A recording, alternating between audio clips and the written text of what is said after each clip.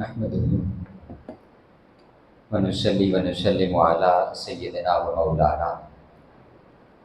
محمد النبي الكريم الأمين المكين الحنين الرؤوف الرحيم.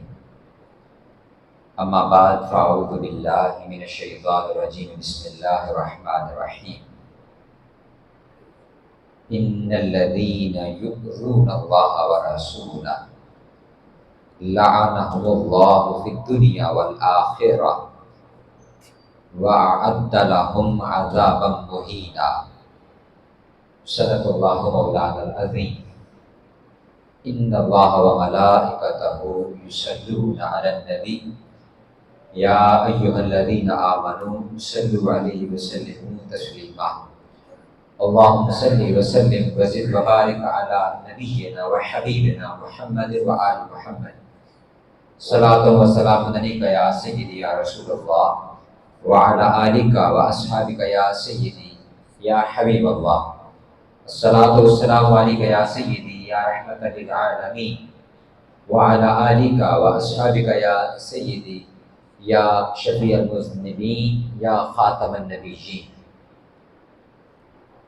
اللہ جل مجدہ کے فضل و کرم اور کریم آقا صلی اللہ علیہ وآلہ وسلم کے نالین مبارکہ کے تصدق سے آج ہم جمعۃ المبارک کے عظیم بابرکت دن اللہ رب العزت کے حضور اس کے گھر میں اس کا اور اس کے پیارے نبی صلی اللہ علیہ وآلہ وسلم کا ذکر کرنے کے لیے موجود ہیں. جیسا کہ میں نے عرض کیا تھا کہ ہمارا محرم الحرام کا پورا مہینہ یہ خاص ہے اہل بیت اطہار علیہ السلام کے ساتھ، اور ہم اس پورے ماہ میں واقعہ کربلا، امام علی مقام، سید الشہداء، صدق رسول صلی اللہ علیہ وسلم، امام حسین علیہ السلام، ان کے رفقاء، ان کے خانوادے، نہ صرف ان کی شہادت کا تذکرہ کریں گے بلکہ ان کے ساتھ پیش آنے والے واقعات کا بھی تذکرہ کرتے چلے جائیں گے. میں نے کئی نشستوں میں پہلے بھی یہ بات آپ کے سامنے عرض کی ہے. کریم آقا صلی اللہ علیہ وآلہ وسلم کی اہل بیت اطہار کا ذکر اور ان کی محبت یہ ہمارے ایمان کا حصہ ہے، یہ ہمارے ایمان کا حصہ ہے، جزو ہے. ایمان اسی سے مضبوط ہوتا ہے، ایمان اسی سے طاقت حاصل کرتا ہے.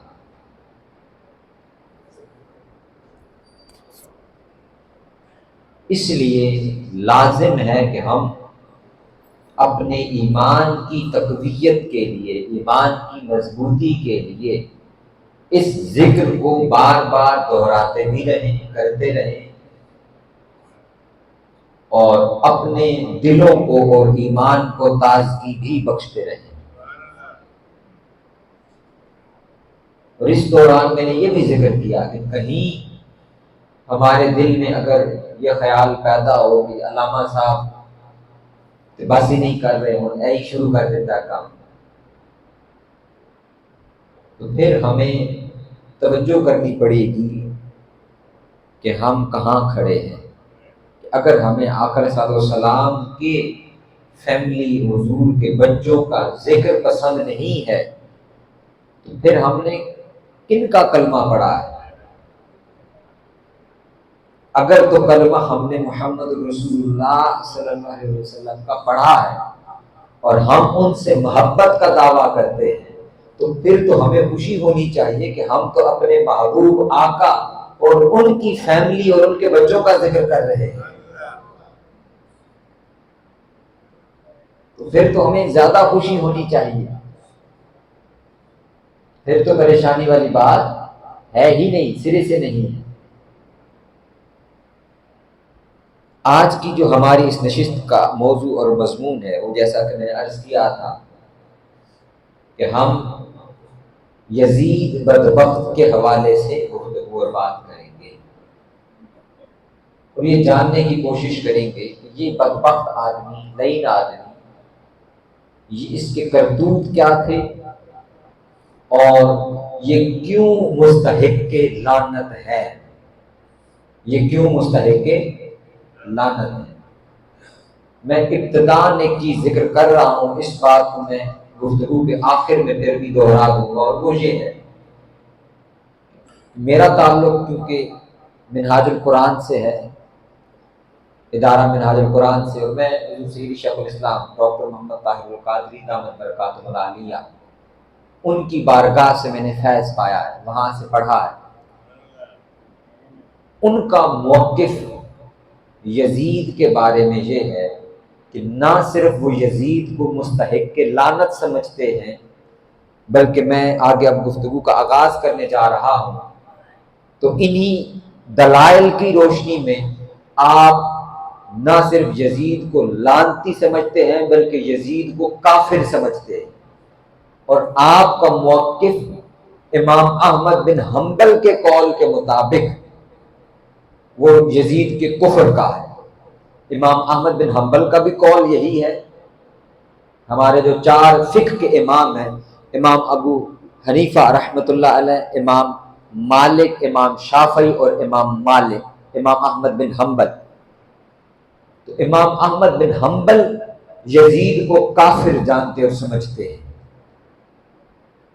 کجا یہ کہ یہ کہنا کہ یزید پر لعنت کی جائے یا نہ کی جائے، تو میں اپنا موقف بھی عرض کر رہا ہوں کہ میرا بھی میرے استاد گرامی اور میرے شیخ، میرے مربی جو ان سے ہم نے پڑھا ہے، اس میں یہی ہے کہ نہ صرف یزید کو ہم مستحق لعنت جانتے اور سمجھتے ہیں بلکہ یزید کو کافر بھی کہتے ہیں، کہ وہ بدبخت آدمی لعین مردود مسلمان ہی نہیں تھا، اس نے بدبختی کی اور وہ کافر تھا۔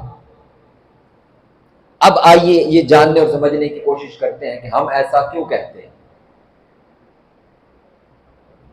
قرآن مجید سورہ احزاب کی آیت نمبر 57 کی میں نے تلاوت کی ہے۔ اللہ رب العزت نے ارشاد فرمایا،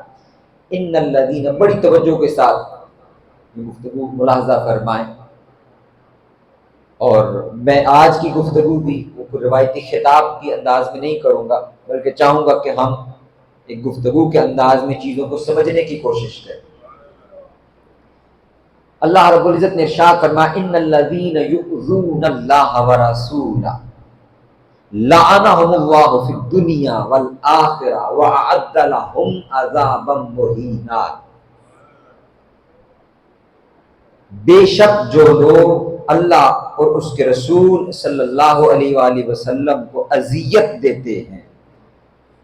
تو اللہ ان پر دنیا اور آخرت میں لعنت بھیجتا ہے اور ان کے لیے ذلت انگیز عذاب تیار کر رکھا ہے۔ یہ سورہ احزاب کی آیت نمبر 57 ہے۔ یہاں پر جو چند چیزیں اللہ رب العزت نے اس آیت مبارکہ میں ارشاد فرمائی، اس میں ابتداءً فرمایا کہ ان الذین یؤذون اللہ ورسولہ، کہ وہ لوگ جو اللہ اور اس کے رسول کو اذیت دیتے ہیں، تو سوال یہ پیدا ہوتا ہے کہ اللہ کو کیسے اذیت دی جا سکتی ہے، کیونکہ اللہ رب العزت کا ظاہری وجود تو ہے نہیں، اور اللہ رب العزت احساسات سے بھی پاک ہے۔ اذیت یا تکلیف کی 2 شکلیں ہو سکتی ہیں۔ ایک شکل یہ ہوتی ہے کہ انسان کو ظاہری طور پر زخم لگتا ہے، ظاہری طور پر جسم پر زخم لگتا ہے تو اس سے انسان کو اذیت اور تکلیف پہنچتی ہے،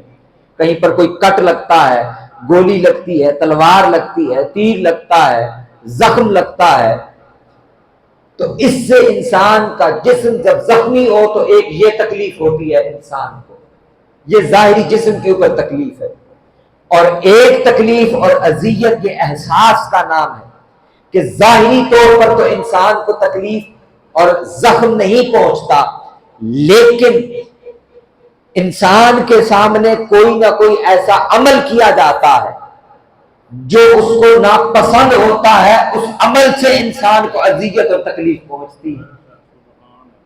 مثلا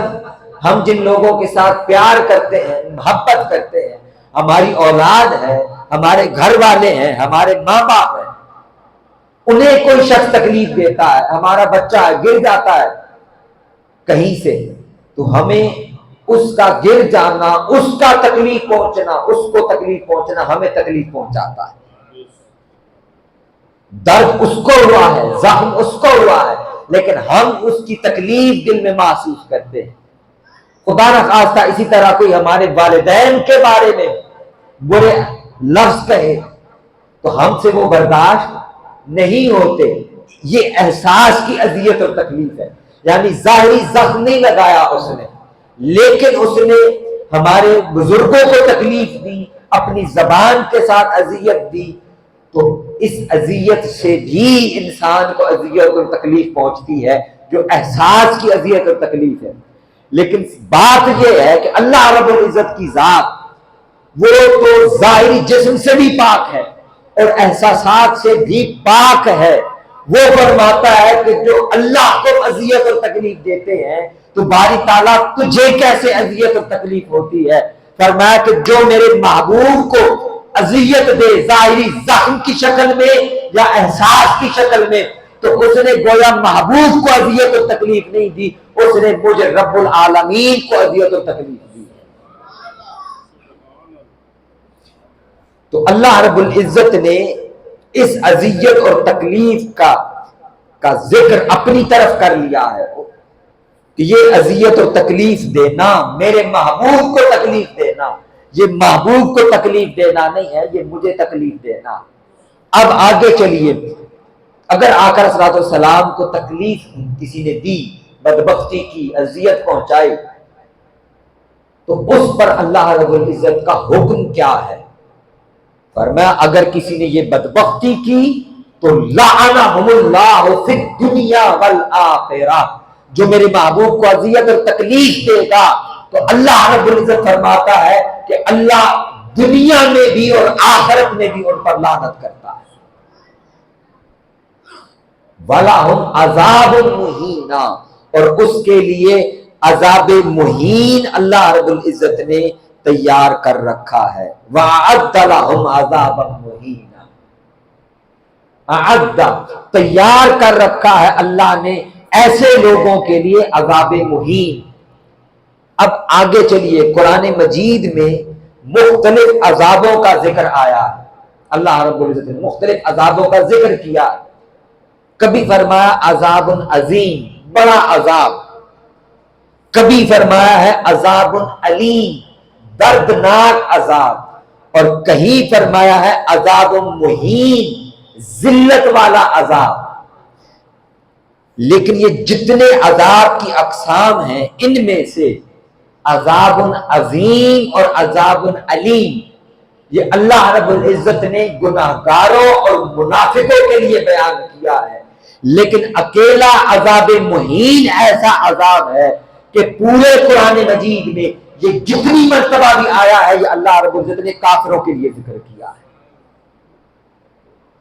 فرمایا کہ بدبخت کافر وہ لوگ ہیں جن کو اللہ رب العزت عذاب مہین، ذلت والا عذاب دے گا، اور ادھر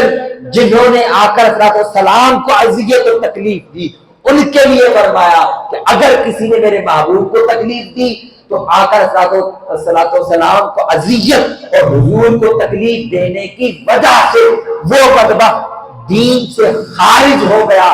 کافر ٹھہرا ہے، اس کے لیے دنیا اور آخرت میں لعنت بھی ہے اور اللہ نے ذلت والا عذاب بھی تیار کر رکھا ہے۔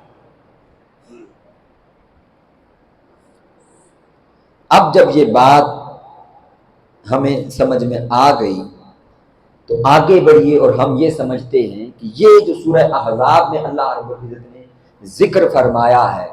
یہ کس حوالے سے بیان فرمایا ہے۔ بڑی توجہ کے ساتھ دیکھیے گا کہ آقا علیہ الصلوۃ والسلام کو اذیت اور حضور کو تکلیف وہ کس طرح پہنچتی ہے۔ حضور نے گھر میں دعوت کی، صحابہ کرام گھر میں تشریف لائے اور آقا علیہ الصلوۃ والسلام کے دسترخوان پر تشریف فرما رہے، اور تشریف فرما رہنے کے بعد وہ وہاں بیٹھے رہے اور گفتگو میں شامل ہو گئے، تو اللہ رب العزت نے سورہ احزاب میں ان سے فرمایا کہ اے میرے محبوب کے صحابہ،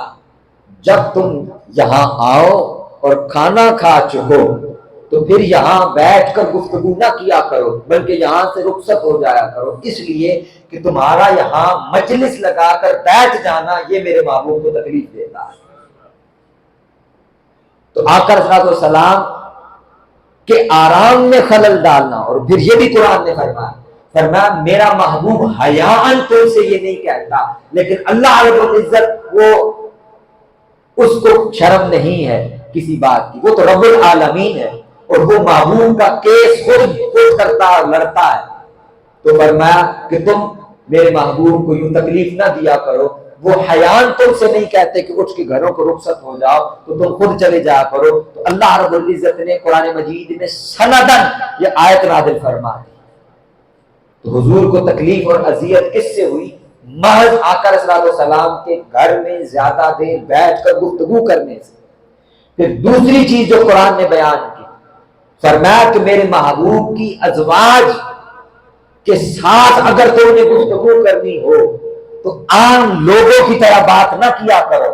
پردے کے پیچھے کھڑے ہو کر حیا اور شرم کا معاملہ کیا، اور پھر ازواج مطہرات اور امہات المؤمنین کے ساتھ اگر تم نے بات کرنی ہو تو نظریں نیچی کر کے دروازے اور پردے کے پیچھے کھڑے ہو کر بات کیا کرو۔ اگر تم ایسا نہیں کرو گے تو اس سے میرے محبوب کو تکلیف اور اذیت ہوگی۔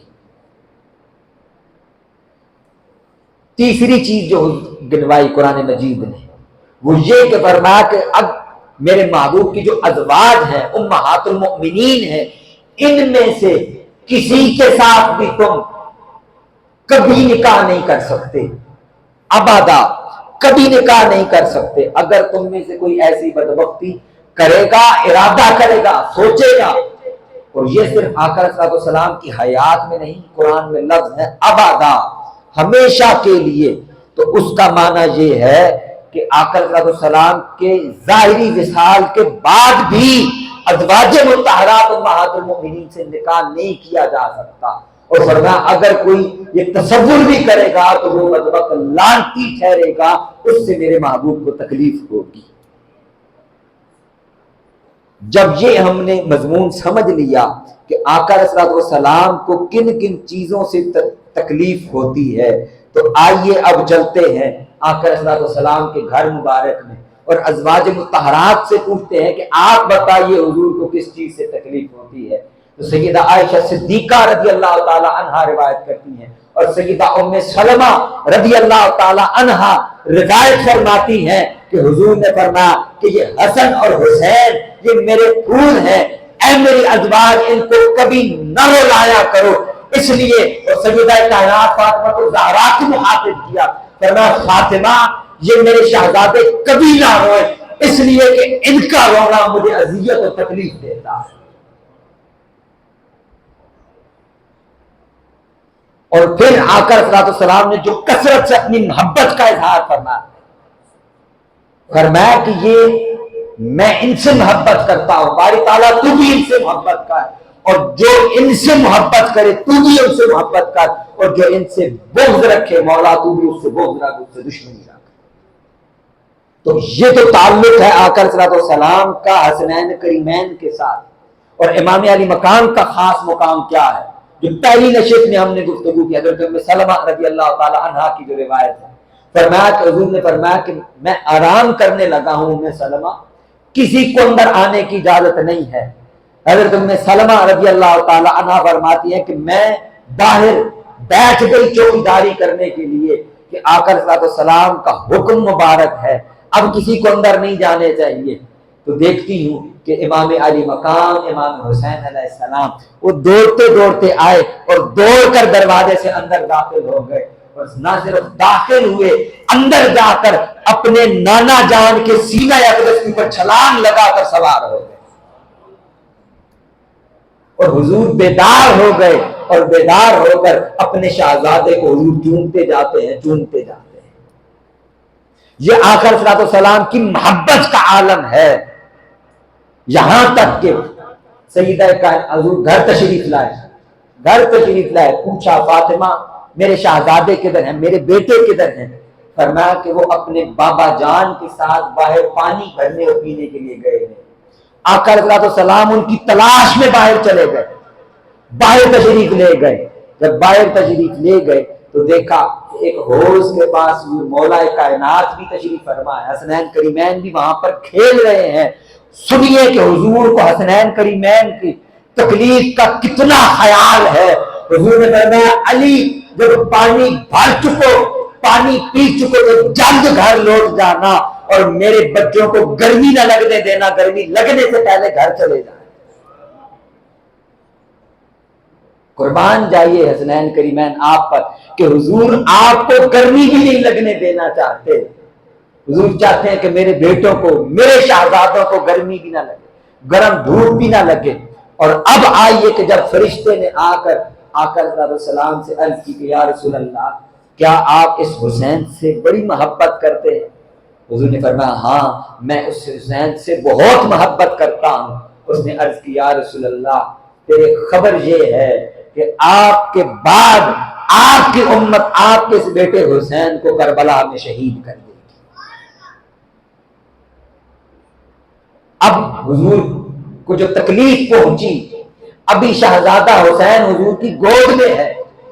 ابھی وہ کھیل رہا ہے حضور کی ریش مبارک سے، حضور کے سینہ اقدس سے کھیل رہا ہے، اور آقا علیہ السلام کی چشمان مقدس کے سامنے ہے، حضور اپنے لاڈلے بیٹے کو چوم رہے ہیں۔ یہ واقعہ ہونا ہے 50-55 سال بعد جا کر، لیکن آقا علیہ السلام کو آج 50-55 برس پہلے خبر پہنچی تو سیدہ ام سلمہ رضی اللہ تعالی عنہا فرماتی ہے کہ حضور کی یہ خبر سن کے آقا علیہ السلام کے چشمان مقدس سے آنسو جاری ہو گئے۔ حضور زاروں قطار رونے لگے، یا اللہ کس چیز نے غم زدہ کر دیا ہے؟ فرمایا ام سلمہ مجھے ابھی اس فرشتے نے یہ خبر دی ہے کہ میرا یہ بیٹا حسین میرے بعد سرزمین کربلا پر شہید کر دیا جائے گا۔ اب ہم کسی سے فتویٰ نہیں لیتے، فتویٰ آپ سے میں پوچھتا ہوں اور قرآن کی نص سے پوچھتا ہوں۔ قرآن کہتا ہے ان الذین یؤذون اللہ ورسولہ، بے شک وہ لوگ جنہوں نے میرے محبوب کو اذیت دی، لعنہم اللہ فی الدنیا والآخرہ، اللہ ان پر دنیا اور آخرت میں لعنت بھیجتا ہے۔ تو بتائیے قتل حسین سے میرے آقا کو اذیت ہوئی یا نہ ہوئی؟ حضور کو تکلیف پہنچی کہ نہ پہنچی؟ اب بتائیے کہ وہ جنہوں نے تکلیف پہنچائی، جو اس کا سبب بنے، جنہوں نے اس کا حکم دیا، جنہوں نے اس کے لیے لشکر بھیجے، جنہوں نے اس کے لیے نمائندے بھیجے، جنہوں نے اس کے لیے قاصد بھیجے، اور جو اس اذیت پر قتل حسین پر خوش ہوئے، بتائیے ان پر اللہ اور اس کے رسول کی دنیا اور آخرت میں لعنت ہے یا نہیں ہے؟ اور قرآن کہتا ہے وَأَعَدَّ لَهُمْ عَذَابًا مُهِينًا۔ یہاں پر حضور سیدی شیخ الاسلام ڈاکٹر محمد طاہر القادری دامت برکاتہ العالیہ آپ فرماتے ہیں کہ امام علی مقام امام حسین کا شہید کیا جانا، ان کو قتل کرنا، یہ عام فرد کے قتل جیسا نہیں ہے کہ فرمایا جس کے قتل کے اوپر تم قصاص لے لیتے ہو، کہتے ہو کہ اس شخص نے قتل کیا ہے، کبیرہ گناہ ہے، اور اگر اس نے توبہ کر لی اور یا اس کو دنیا میں سزا دے دی قصاص کی شکل کے اندر، تو اللہ رب العزت کی بارگاہ میں امید ہے کہ وہ اس کے قتل پر اس کو معاف کر دے، بخش دے، اور یا یہ ہے کہ کل اس کو جہنم میں اس کے عذاب کا گناہ ملے اور اس کو چھوڑ دیا جائے۔ یہ ایک عمل ہے، یہ عام انسان کے قتل کا معاملہ ہے، لیکن کیا قتل حسین یہ عام کسی انسان اور فرد کے قتل جیسا ہے؟ فرمایا نہیں، اس لیے کہ آقا صلی اللہ علیہ وسلم نے فرمایا تھا حسین منی و انا من الحسین، حسین مجھ سے ہے اور میں حسین سے ہوں، میں اس سے محبت کرتا ہوں، یہ مجھ سے محبت کرتا ہے، اور میں اور اللہ اس سے بھی محبت کرتے ہیں جو اس سے محبت کرتا ہے۔ تو یزید بدبخت لعین جس نے امام علی مقام کو اور آقا علیہ الصلوۃ والسلام کی آل پاک کو جس نے شہید کیا اور امام علی مقام کی بے حرمتی کی، آپ تصور کیجئے امام علی مقام امام حسین علیہ السلام اور ان کے لخت جگر شہزادے. اور نہ صرف یہ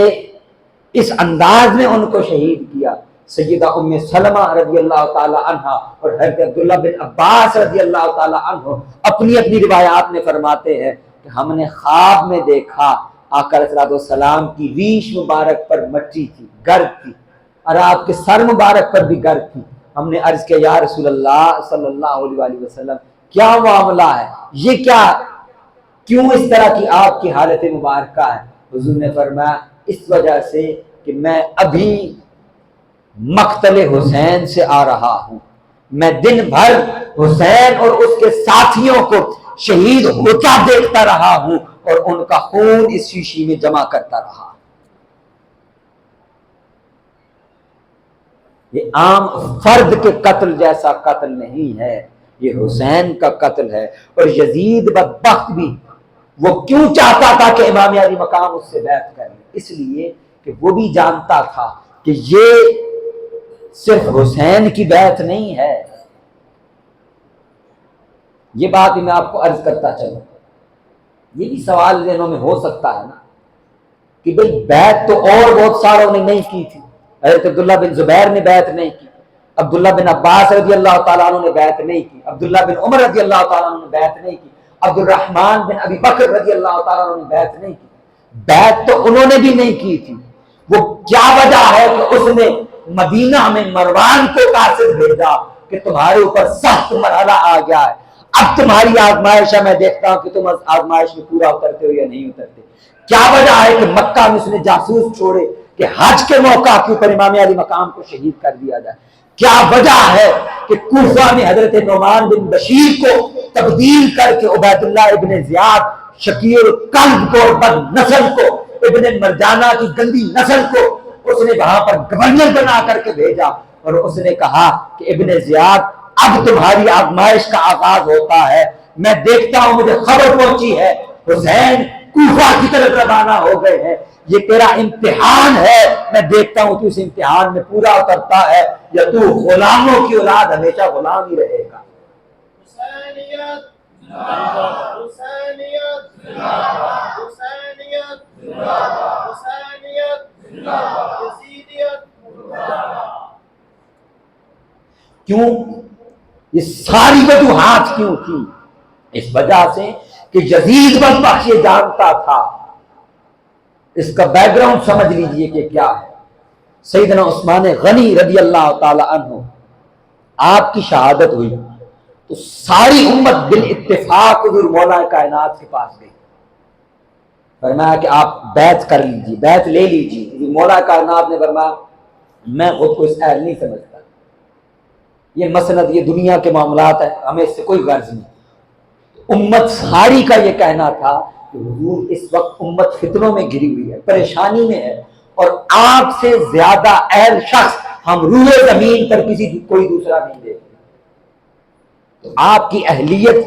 ثابت تھی دنیا کے سامنے، انہوں نے دیکھا اور آپ کی بیعت کر لی. جب حضور مولا کائنات کی شہادت ہوئی تو لوگوں نے پوچھا، آپ کو جب ضرب لگی تو انہوں نے عرض کیا کہ کیا ہم آپ کے بیٹے سیدنا حسن، امام حسن علیہ السلام کو، ان کو خلیفہ اپنے لیے منتخب کر لیں، ان کی بیعت کر لیں؟ آپ نے فرمایا نہ میں اس بات کا حکم دیتا ہوں نہ اس سے منع کرتا ہوں. اور جب حضور مولا کائنات شہید ہوئے،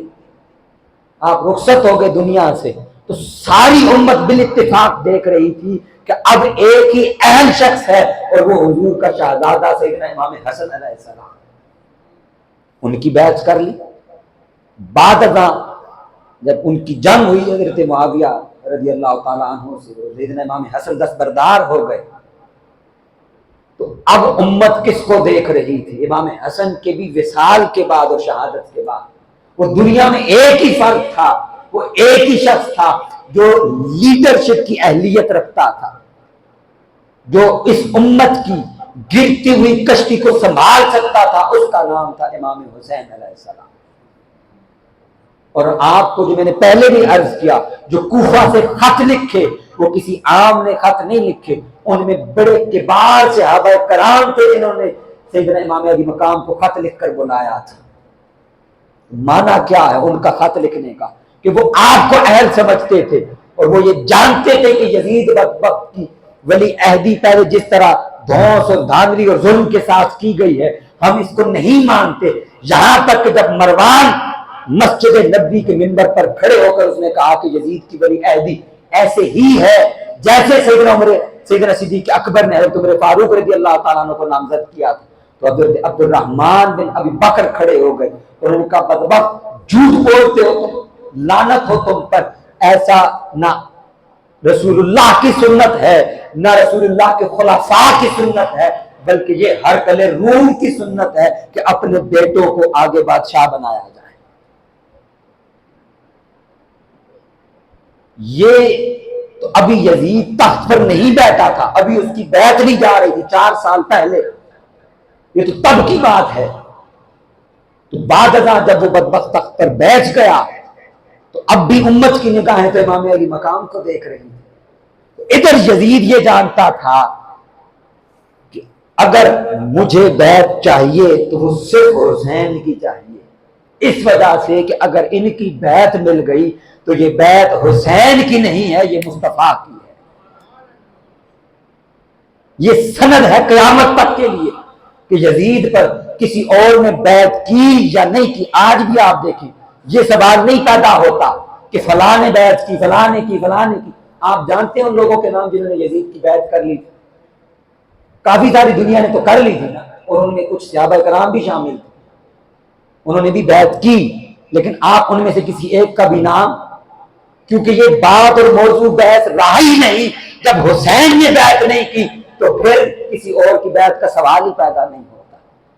اور جب اہل مدینہ کو یہ خبر پہنچی کہ یزید بدبخت نے امام علی مقام کو شہید کر دیا ہے تو اہل مدینہ نے بھی یزید کی بیعت توڑ دی، اور انہوں نے وہ بھی اس کی بیعت میں سے خارج ہو گئے، نکل گئے۔ اب یزید بدبخت نے کیا کیا؟ اس بدبخت لعین آدمی، بلکہ میں اس کا ذکر کرنے سے پہلے یہ ذکر کر دوں آپ کے سامنے کہ جب امام علی مقام کو شہید کیا گیا اور آپ کا سر انور یزید کے دربار میں پہنچا تو وہ بدبخت اس پر خوش ہوا اور اس نے اپنے کفر کا اظہار اس انداز میں کیا، اور وہ کہنے لگا کہ آج ہم نے بدر کا بدلہ لے لیا ہے۔ فرماتا وہ کہتا لیت اشیاخی ببدر شہدو، کاش کہ آج میرے جو بدر کے بڑے تھے۔ یہ بھی آپ کو بڑی لطف کی بات یہاں پر سناتا چلے، آج ہمارا صبح ہی جب 24 نیوز پہ پروگرام تھا مجتبیٰ بھائی، وہاں پر یہ گفتگو زیر بحث آئی کہ اہل بیت کا معاملہ کیا ہے، کیوں دنیا اہل بیت اطہار کی دشمن ہو جاتی ہے اور بن جاتی ہے۔ سنیے گا، آپ نے تو سنا ہے غزوہ بدر کا نام، کیا نام سنا ہے آپ نے؟ غزوہ بدر۔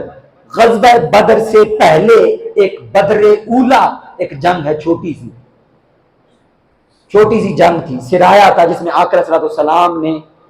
چھوٹا دستہ ایک بھیجا تھا سواروں کا۔ مزے کی بات یہ ہے کہ جب وہ دستہ بھی حضور نے روانہ کیا، اس دستے کی سربراہی کرنے والے سیدنا امیر حمزہ رضی اللہ تعالی عنہ حضور کے چچا تھے، اور حضور مولا کائنات مولا علی کرم اللہ وجہ الکریم، یعنی حضور کی اہل بیت، حضور کا گھر، جن سے حضور محبت کرتے ہیں، جن سے حضور پیار کرتے ہیں۔ اب آ جائیے میدان بدر میں، تو میدان بدر میں بھی جب باقاعدہ جنگ شروع ہونے سے پہلے مبارزت طلب کی گئی۔ مبارزت کہتے ہیں کہ وہ کہتے ہیں ایک ایک بندہ اکیلا اکیلا آئے اور ہمارا مقابلہ کرے، آپ میں سے کون ہے اتنے جوگا کہ آئے جو ہمارا مقابلہ کرے۔ تو وہاں سے عتبہ اور شیبہ جو آئے تو ادھر سے ان کے مقابلے کے لیے سیدنا امیر حمزہ رضی اللہ تعالی عنہ، حضور مولا کائنات مولا علی کرم اللہ وجہ الکریم، اور عبیدہ بن حارث بن عبد المطلب جو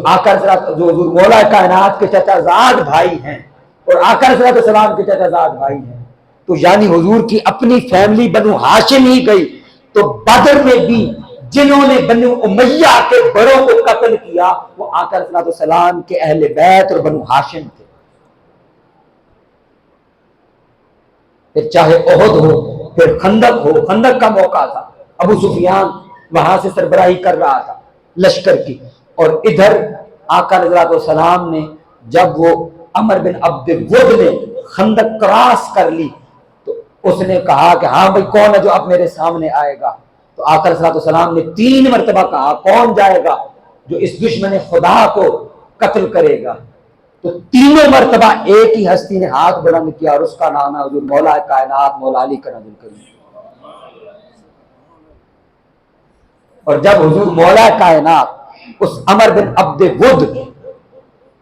جو روایات میں آتا ہے کہ 100 اور بعض میں 1000 کے مقابلے میں ایک آدمی تھا، کہ 1000 کے مقابلے میں ایک آدمی پورا پڑتا تھا، جب حضور مولا کائنات روانہ ہوئے تو آقا صلی اللہ علیہ وسلم نے اشارہ کر کے فرمایا آج کل ایمان کل کفر کے مقابلے میں جا رہا ہے۔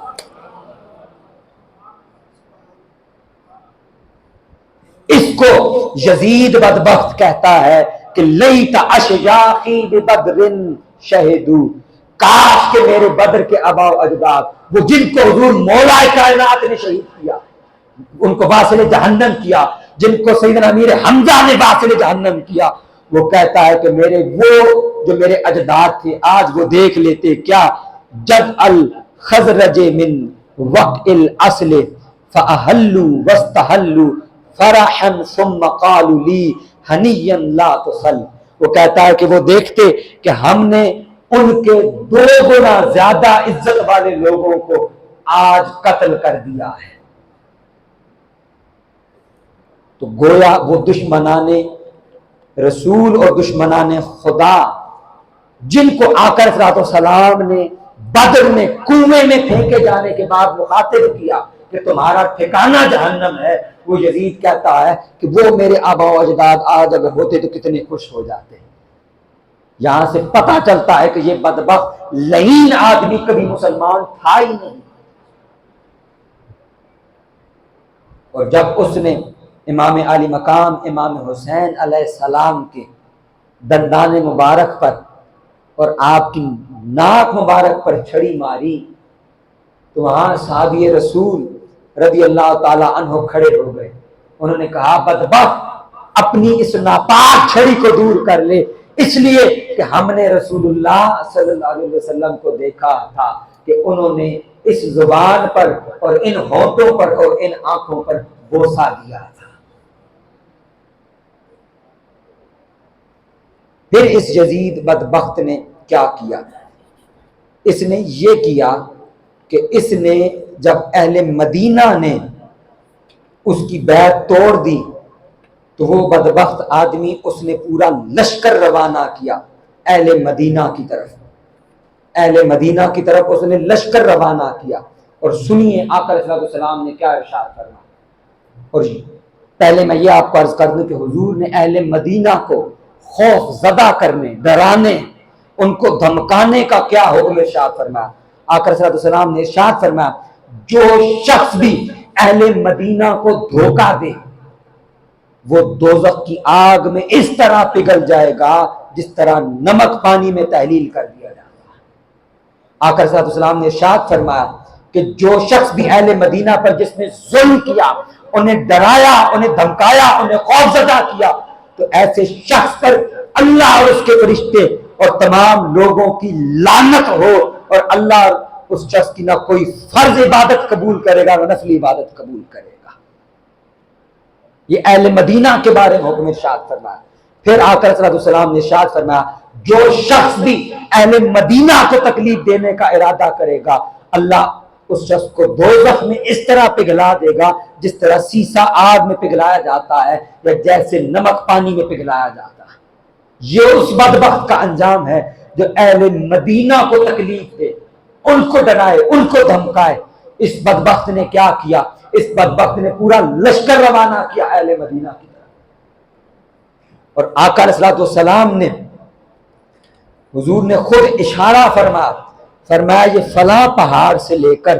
فلاں پہاڑ تک اور فلاں پہاڑ سے لے کے فلاں پہاڑ تک یہ میرا حرم ہے، میں اس کی حرمت کا اعلان کرتا ہوں۔ فرمایا کسی جان کو یہاں نہ قتل کیا جائے، کسی کو یہاں تکلیف نہ دی جائے، وہ یزید لعین بدبخت ادھر کربلا میں اس نے آقا علیہ الصلوۃ والسلام کے شہزادے کو شہید کیا، ان کی حرمت کو پامال کیا، اور کتنا پامال کیا، اتنا پامال کیا کہ ان بدبختوں میں سے ایک ایک شخص نے، کسی نے امام علی مقام کی انگوٹھی اتار لی، کسی نے آپ کا امامہ مبارک اتار لی، کسی نے آپ کی زرہ مبارک اتار لی، کسی نے آپ کی جو یہاں پر بیلٹ باندھتے ہیں آج کے ہم دور میں اس طرح کا ایک باندھا جاتا ہے، ہزار بند کہہ لیں آپ اس کو، وہ کسی نے نکال لیا بدبخت نے۔ ان تمام لوگوں کے نام تاریخ کی کتب میں درج ہیں، اہل سنت کی کتب میں درج ہے کہ کس کس لعین آدمی نے کیا کیا بدبختی کی، یہاں تک کہ آپ کا پاجامہ مبارک بھی اتار دیا گیا۔ وہ اس قدر لعین اور بدبخت تھے۔ اور پھر جب شہادت ہو گئی تو ابن زیاد نے عمر بن سعد کو کہا کہ صرف اتنا کافی نہیں کہ تم نے ان کو قتل کر دیا اور شہید کر دیا، ان کے سر ان کے تن سے جدا کرو سب کے، اور ان کے سروں کو نیزوں پر اٹھاؤ اور یہ سر کوفہ میں میری طرف بھیجو قافلے کی شکل میں، اور جتنے شہداء کے لاشیں ہیں ان کو لٹا کر ان پر گھوڑے دوڑا دیے۔ تو آقا علیہ الصلوۃ والسلام کی بے حرمتی تو کربلا میں ہو رہی تھی، حضور کو تو اذیت و تکلیف کو اس بدبخت لعین یزید کے حکم پر کربلا میں پہنچا دی گئی تھی۔ اور کس قدر اذیت اور تکلیف ہے کہ آپ کو کہ کپڑے مبارک تک اتار لیے، جس پر سیدہ زینب سلام اللہ علیہا نے کہا تھا یا محمدہ یا محمدہ یا محمدہ صلی علیک ملائکۃ السماء، یا رسول اللہ آپ پر آسمان کے فرشتوں کا درود و سلام ہو، ھذا الحسین بالعراء، یہ آپ کا حسین آج بے لباس کربلا کی سرزمین پر لیتا ہوا ہے، مرمل بالدماء، یہ خون میں لثپت ہے یا رسول اللہ، مقطع الاعداء، اس کے جسم کے ٹکڑے ٹکڑے کر دیے گئے ہیں یا رسول اللہ، ان پر ہوا چل رہی ہے اور گرد ان کے بدنوں پر سے اڑا رہی ہے۔ اور آخر میں فرمائے یا محمدہ یا محمدہ، ذریتوں کا مقتلہ، آپ کی اولاد کو قتل کر دیا گیا ہے، وَبِنَاتُكَ سِبَايَا، اور یا رسول اللہ آپ کی بیٹیوں کو قیدی بنا لیا گیا۔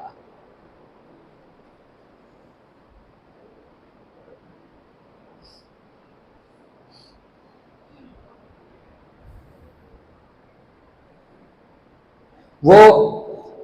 بدبخت یزید اس کے دربار میں کھڑے ہو کر لوگوں نے اس سے کہا کہ لعین تیری عورتیں تو تیرے محل میں رہیں، اور یہ کیسا بدبخت ہے تو کہ تو جن کا کلمہ پڑھتا ہے رسول اللہ کی بیٹیاں اور ان کے گھر والیاں ان کو یوں قیدی بنا کر تیرے سامنے لا جایا جائے۔ اور وہ کہنے لگا، ایک شامی تھا، اس شامی نے کہا، وہ بدبخت لعین جہنمی شخص، اس نے کہا کہ اے یزید میں چاہتا ہوں کہ ان میں سے تم نے فتح کیا ہے تو ان میں سے مجھے کوئی کنیز بنا کر دے دو، کنیز بنا کر دے دو۔ تو سیدہ زینب سلام اللہ علیہ نے کہا خبردار بدبخت، تو جانتا ہے کہ ہم کون لوگ ہیں، ہم رسول اللہ کے گھر والے ہیں، ہم پر نماز میں درود پڑھا جاتا ہے۔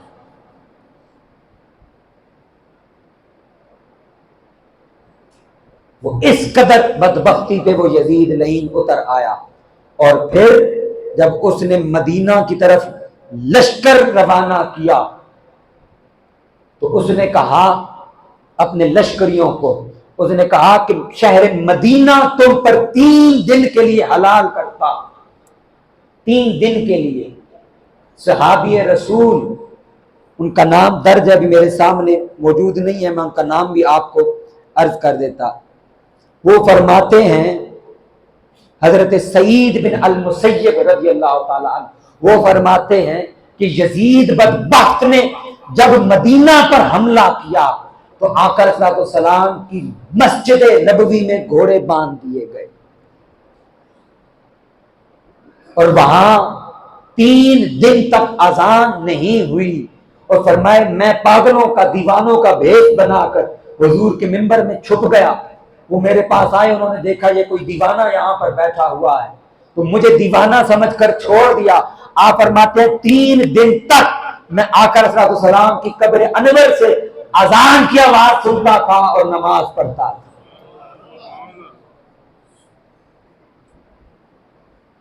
اس بدبخت نے جو ظلم کیا وہ یہ تھا۔ حضرت جابر رضی اللہ تعالی عنہ بڑے جلیل القدر صحابی آقا علیہ الصلوۃ والسلام کے، سنیے حضور کی اہل بیت کا مقام و مرتبہ کیا ہے اور حضور کے ان صحابہ کرام کا مقام و مرتبہ کیا ہے۔ آقا علیہ الصلوۃ والسلام نے ان سے فرمایا، وہ فرماتے ہیں کہ ہم تشریف فرما تھے تو امام علی مقام امام حسین علیہ السلام یہ دوڑتے ہوئے جب آئے، آقا علیہ السلام نے ارشاد فرمایا، اے جابر میرے اس بیٹے حسین کا ایک بیٹا ہوگا، میرے اس بیٹے حسین کا ایک بیٹا ہوگا۔ یہ بڑی توجہ سے یہ روایت سنیے گا۔ قیامت کے دن عرش کی پہنائیوں میں سے ندا دینے والا ندا دے گا، سید العابدین کہاں ہے؟ گویا امام علی مقام کے شہزادے علی بن الحسین، جن کو آج ہم سید سجاد اور زین العابدین کہتے ہیں، ان کو یہ زین العابدین اور سید العابدین کا لقب آقا علیہ السلام کی بارگاہ سے عطا ہوا ہے، اور قیامت کے دن بھی ان کو بلایا جائے گا کہ سید العابدین کہاں ہے۔ فرمایا کہ اے جابر اس میرے حسین کا وہ بیٹا ہوگا جس کو قیامت کے دن سید العابدین کہہ کر بلایا جائے گا، اس کا بھی ایک بیٹا ہوگا، اس کا نام میرے نام پر ہوگا۔ جب تیری ملاقات اس سے ہو تو میرے شہزادے کو میرا سلام کہنا۔ تو حضرت جابر رضی اللہ تعالی عنہ کی عمر کوئی 80-90 برس کے قریب تھی، انتہائی ضعیف تھے، اٹھ کر چل نہیں سکتے تھے، بستر پر تشریف فرما تھے۔ امام زین العابدین اپنے لخت جگر و شہزادے امام محمد باقر علیہ السلام کے ساتھ حضرت جابر سے ملنے کے لیے گئے تو امام باقر 4 سال کے تھے۔ تو امام زین العابدین نے امام باقر سے کہا کہ جاؤ چچا جان سے مصافحہ کرو اور ان کے ہاتھ چومو۔ جب حضرت امام باقر نے حضرت جابر رضی اللہ تعالیٰ عنہ سے ملاقات کی، ان کی دست بوسی کی، انہوں نے پوچھا یہ بچہ کون ہے؟ انہوں نے کہا میں علی بن حسین یعنی امام زین العابدین ہوں اور یہ میرا بیٹا محمد بن علی ہے۔ اس موقع پر حضرت جابر جو بستر سے اٹھ نہیں سکتے تھے، انہوں نے زور لگایا، کہنے لگے مجھے اٹھا کر بٹھاؤ، اس لیے کہ آقا علیہ السلام نے اس شہزادے کا مجھے سلام بھیجا ہے۔ وہ حضور کے صحابی حضرت جابر رضی اللہ تعالیٰ عنہ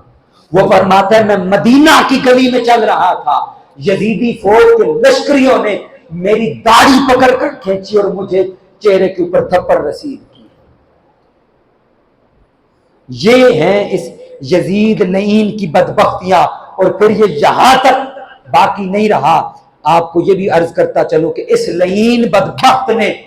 کعبۃ اللہ پر بھی لشکر بھیجا، مکہ پر حملہ کیا حضرت عبداللہ بن زبیر رضی اللہ تعالیٰ عنہ کے خلاف، یہاں تک کہ کعبۃ اللہ پر سنگ باری کی گئی، آگ کے گولے برسائے گئے اور کعبۃ اللہ کا غلاف اس کو آگ لگ رہی، اور جب کعبۃ اللہ کا غلاف آگ میں جل رہا تھا اس موقع کے اوپر یزید کے لشکریوں کو خبر پہنچی کہ تمہارا جو سربراہ یزید ہے وہ دمشق کے اندر جہنم واصل ہو چکا ہے، یعنی اسے توبہ نصیب نہیں ہوئی، اس حال میں کہ اس نے حرم مکہ حرم کعبہ کی بھی بے حرمتی کی اور وہ جہنم واصل ہوا، جہنم کی طرف رخصت ہوا۔ اور آخری بات، جب اس کا بیٹا معاویہ بن یزید، جس کو معاویہ ثانی کہتے ہیں، یہ یزید کا سگا بیٹا تھا، اس کو کہا گیا کہ تم تخت پر بیٹھو، تم سربراہ بنو۔ وہ تخت پر ایک ہی دن بیٹھا اور ایک ہی اعلان کرنے کے بعد وہ تخت سے اتر گیا۔ اس نے کہا میں لعنت بھیجتا ہوں اس تخت پر جو تخت آل رسول کے خون پر بچھایا گیا۔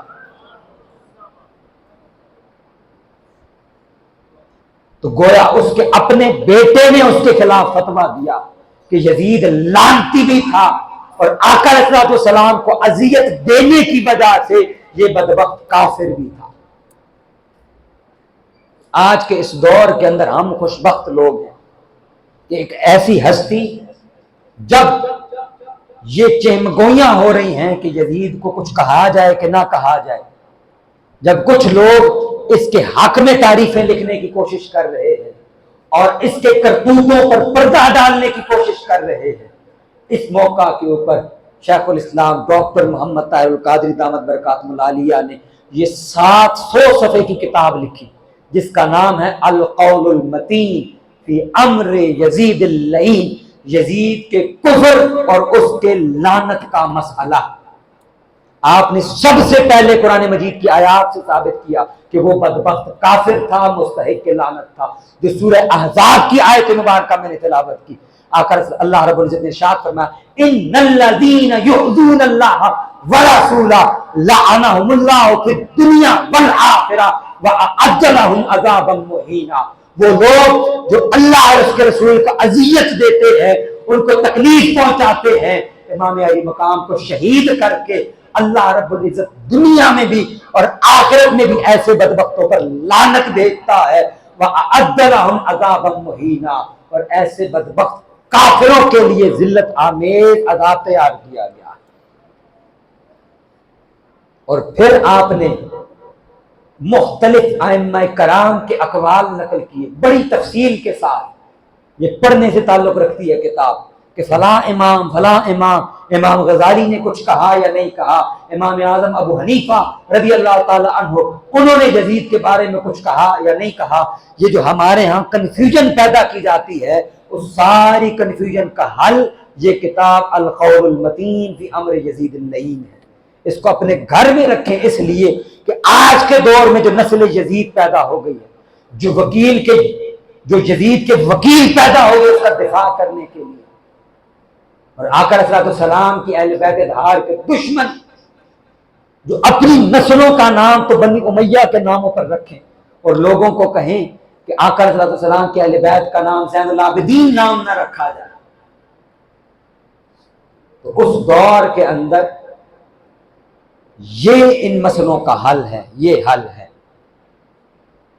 یہ فیصلہ آپ نے کرنا ہے کہ ہم نے محمد رسول اللہ صلی اللہ علیہ وسلم جن کا کلمہ پڑھا ہے، ہم نے ان کے اور ان کے گھر والوں کے ساتھ کھڑا ہونا ہے، یا رسول اللہ نے بدر میں جن کے ساتھ جنگ کی اور جن کے ساتھ کربلا میں یزید اللعین نے جنگ کی، ہم نے ان کے ساتھ کھڑا ہونا ہے اور ان کا ساتھ دینا ہے۔ اللہ رب العزت کی بارگاہ کے اندر دعا ہے کہ وہ ہمیں آقا علیہ الصلوۃ والسلام کی اہل بیت اطہار کی معرفت عطا فرمائے اور یزید اور اس کے وکیلوں سے ہمارے ایمان کو محفوظ فرمائے۔ وما علیہ الا البلاغ المبین۔